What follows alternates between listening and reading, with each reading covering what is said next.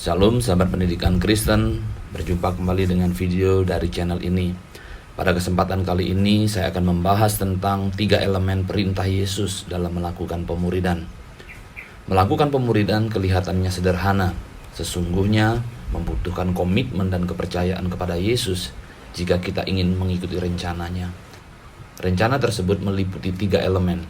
Yang pertama adalah pergi kepada bangsa-bangsa. 2. Menolong orang mengidentifikasi siapa Kristus. 3. Mengajar orang perintah Kristus sehingga mereka mematuhi dan menghormati Dia. Hal pertama dari 3 elemen yang perlu kita lakukan untuk memuridkan adalah pergi. Yesus memerintahkan kita pergi keluar, yakni melakukan penjangkauan jiwa-jiwa. Kita tidak dapat memuridkan orang-orang berdosa yang tidak bertobat. Mereka harus bertobat, dan pertobatan hanya terjadi ketika mereka mendengar, memahami, dan menanggapi Injil. Bangsa-bangsa tidak diperintahkan untuk datang kepada orang Kristen, tapi orang Kristenlah yang diutus pergi kepada bangsa-bangsa. Kita tidak akan pernah menggenapi panggilan gereja jika kita tidak pernah menyampaikan pesan Injil dan memenangkan jiwa bagi kerajaan Allah. Kita harus menempatkan penginjilan di depan dan sebagai pusat dari kehidupan gereja. Jika gereja ingin bertumbuh melalui pemuridan, maka gereja harus bersedia pergi keluar memberitakan Injil. Dan itulah tujuan sesungguhnya dari turunnya Roh Kudus.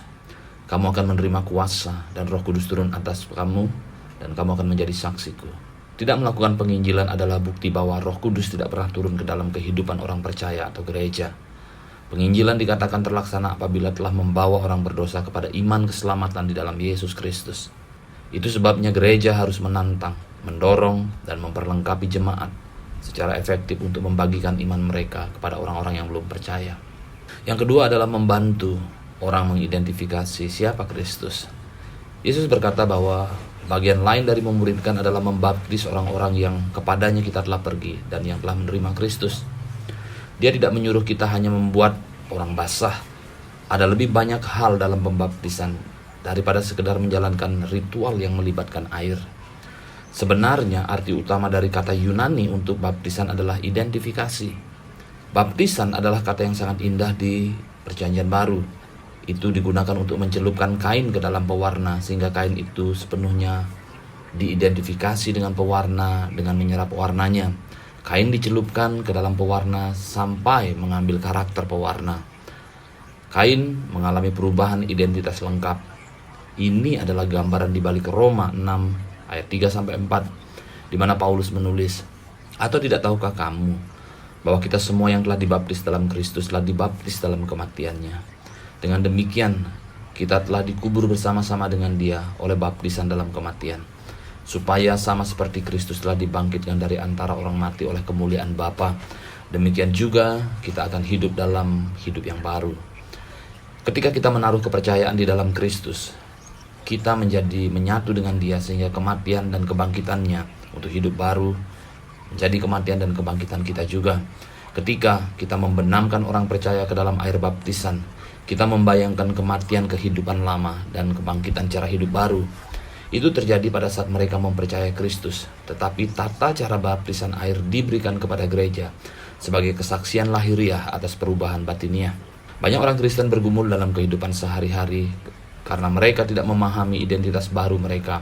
Mereka tidak tahu siapa mereka di dalam Kristus. Kita harus menyadari bahwa berada di dalam Kristus adalah cara hidup baru yang radikal, sehingga apapun yang terjadi pada Kristus terjadi pada kita. Itulah sebabnya Alkitab mengatakan bahwa ketika Kristus mati, kita mati, dan ketika Kristus bangkit dari kematian, kita bangkit. Ini seperti memasukkan surat ke dalam amplop dan menyegelnya. Ketika saya melakukan itu, saya tidak perlu bertanya di mana surat itu, karena surat itu disegel dengan aman di dalam amplop. Jadi kemanapun amplop itu pergi, surat itu akan pergi juga. Dan itu melanggar hukum bagi siapapun, kecuali penerima amplop yang disegel itu untuk membuka segel tersebut. Orang-orang percaya sekarang menjadi warga kerajaan baru, Kolose 1 ayat 13. Dan identitas serta titik acuan mereka harus sejalan dengan raja baru mereka. Elemen yang ketiga adalah ajarkan orang kebenaran Alkitabiah.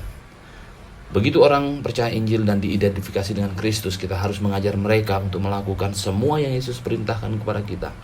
Matius 28 ayat 20. Tujuan pengajaran Alkitabiah adalah untuk menggabungkan informasi dan pengetahuan dengan keterampilan dalam menerapkan kebenaran dalam kehidupan sehari-hari. Jika Anda sakit dan perlu dioperasi, Anda tidak hanya menginginkan dokter dengan gelar akademik medis saja. Anda juga menginginkan seorang yang telah terampil melakukan operasi sebelumnya. Itulah sebabnya, misalkan setelah Yesus mengajar orang-orang dan memberi makan 4.000 orang, Markus 8 ayat 1-9, dia segera menyuruh murid-muridnya naik perahu dan berangkat di ayat 10. Mengapa? Menurut Markus 8 ayat 14-21, salah satu alasannya adalah karena dia ingin mereka menerapkan pelajaran yang baru saja mereka pelajari tentang kuasanya untuk memenuhi kebutuhan mereka. Tidak ada cukup makanan di kapal untuk kelompok ini, dan para murid mencoba mencari tahu apa yang akan mereka makan. Maka Yesus menanyakan kepada mereka beberapa pertanyaan tajam yang diakhiri dengan, "Apakah kamu belum mengerti?" Ayat 21. Jelas mereka tidak melakukannya, tetapi Anda dapat yakin mereka memikirkannya untuk waktu yang lama, dan akhirnya pesan tersebut tersampaikan. Menjadikan murid adalah proses perkembangan spiritual. Ini mirip dengan pemrosesan film, di mana Anda membawa negatif film kepada pengembang dan mengubahnya menjadi positif, sehingga gambar Anda terlihat seperti yang seharusnya. Tuhan ingin mengambil hal-hal negatif dalam hidup kita ke dalam kamar gelapnya dan mengubahnya menjadi hal-hal positif, sehingga kita terlihat seperti anaknya. Gereja dan pelayanannya menyediakan ruang gelap di mana orang percaya dibawa ke kedewasaan rohani melalui hubungan yang bertanggung jawab. Sahabat pendidikan Kristen, demikian uraian tentang 3 elemen perintah Yesus, bagaimana seharusnya kita memuridkan. Seperti yang sudah saya sampaikan sebelumnya adalah, yang pertama, pergi kepada bangsa-bangsa, dan kedua, menolong orang mengidentifikasi siapa Kristus, dan yang ketiga, mengajar orang perintah Kristus sehingga mereka mematuhi dan menghormati Dia.